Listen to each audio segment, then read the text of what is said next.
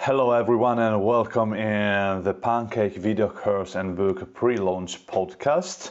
In this podcast I want to share with you some material which you can find in the Pancake video course.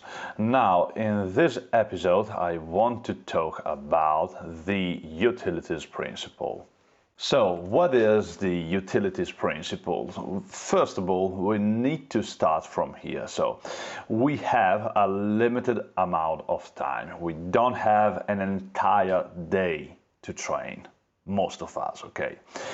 Each one of us has different jobs, hobbies, appointments, etc. Okay, so when it comes to training, we want to make sure to do the best in less time as possible. Of course, results come at a price, and time is a big part, I would say, of that price. So we should use our time efficiently. The principle of utility does exactly that. It selects exercises that deserve our attention and it brings them into our practice. Vice versa, it discards all those exercises that aren't worth of our time. So, why some exercises don't deserve our attention? The problem is that they're not wrong by themselves. Okay, there's nothing wrong about some exercises, but there are other exercises that bring more results in less time, and we should select those exercises and discard the others, because we need to use our time efficiently. So, if you think about it, the principle of utility guides us in each step of our flexibility journey. When we start, so we are beginners, we need to make sure to select the right exercises for our level of flexibility. So, for example, if I am a pancake newbie, practicing immediately a pancake stretch won't lead me to achieve it, because I don't have the necessary flexibility to practice that position and gain a range of motion there. It's like too difficult for me. I can't gain range of motion there. I can spend like 3 hours in a pancake, but if I am like really stiff, I need like another exercise, another bunch of exercises that will help me build the right amount of flexibility in the muscles to just think about going into the pancake stretch. It's much better to select an exercise where I can control the stretch and my progresses are measurable. So, in the same way as I get better and better, I want to select exercises that can improve my level of flexibility and lead me towards my goal. If, for example, a basic exercise is mastered and I can show a good flexibility level there, then it's time to replace it with another one, maybe a little harder. Okay, does it make sense?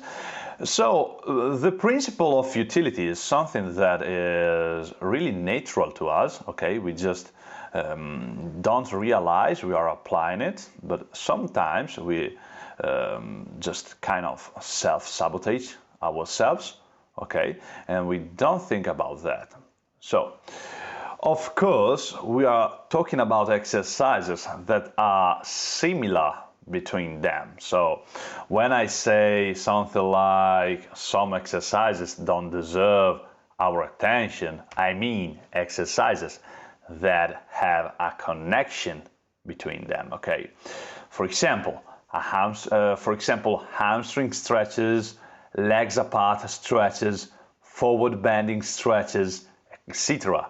In fact, there must be a connection between one exercise and another, or others of course, to effectively decide which one to prioritize. And you also need to know what you're training for and what you need to get there. So, for example, if you want to achieve a pancake stretch, start learning what muscles you need to stretch and how. In this way, you'll know the general movements you need to train. Then you can start wondering what to prioritize and why. Okay? So now we have talked about exercises selection, why to select some exercises over others, and there should be a connection between the exercises, okay? Now, how to select an exercise? First of all, the intensity. Choose the exercise that allows you to adjust the intensity of the stretch as you want. So, I'm going straight to the point. Watch these two picks, okay? The first pick, there's no assistance, so I'm just letting the force of gravity pushes me down in the stretch, okay? In the second pick instead, I'm grabbing a weight with my hands, and in this case, the weight is pulling me down into the stretch. These are the same exercise, the exact same exercise. But which one would you choose between them? Of course, the second one. Why? Because you can adjust the intensity as you want. Okay, you can grab a heavier weight or a lighter maybe, but you need to adjust the intensity at a decent point where you feel, where you actually feel the stretch, okay? But in this way, you can really obtain the max level of stretch you want, and you can gain range of motion over time. So, in this case, I'm applying the principle of utility between these two positions. Okay. Now, point number 2. The progresses must be measurable. So, select exercises where you can understand if you are actually getting better at them. So, what I mean with that, so straight to the point. 2 picks, okay? In the first one, maybe I'm a beginner and I will start with my knee not in contact with the bench and my leg bent. Okay. Then, as I get better and better into the stretch, the goal is to achieve the final position, so the second pick, which is straight leg, chest to the knee, and knee in contact with the bench.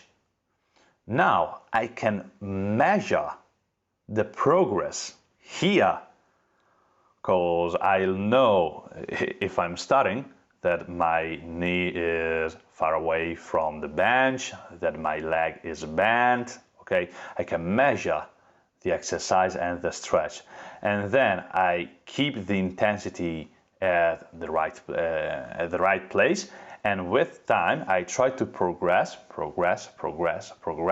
until I can achieve the final stretch, which is the straight leg stretch, okay? So measure your progress and set goals. In the example here, the goal is to touch the bench with the leg. In this way, I know how far I am from the bench and if I'm progressing with time. Okay, so I can measure the progress in this exercise, and this is very important. Now, point number 3.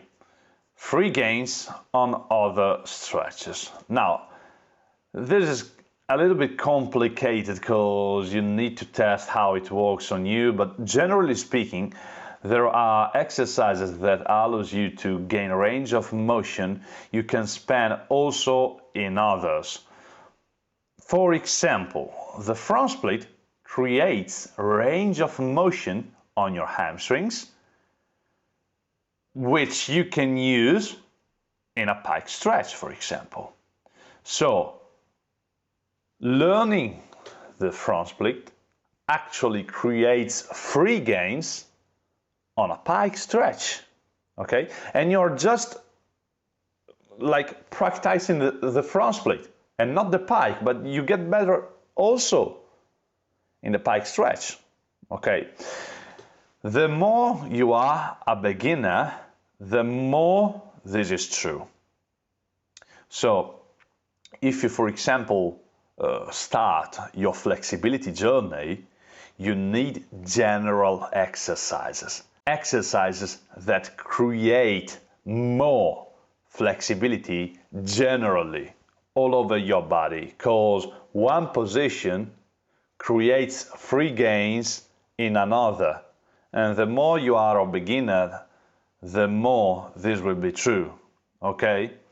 Of course, when you progress and you get better and better into the stretch, and maybe you are an advanced practitioner, you need to actually focus on that position to achieve it. For example, the pancake, the front split, the side split, the pike, etc. Okay. Now, point number 4. Work on your weak points. Each one of us has one or more weak points that can limit her range of motion. My suggestion is to work on them when and if you spot them, because you can better understand a position, you can better stretch in a position if your weak points are well stretched and they are not that tight, because if you have a lot of tightness in a weak point, maybe you will feel the stretch only there and you can't focus fully on the whole stretch. Now, that's all for this episode on the principle of utility. I really hope you have found it interesting, and if you want to learn more about the principle of utility and all the stretches that will lead you to the pancake stretch, you can check out my pancake video course and book. Now, thank you so much for your attention and have a nice stretch.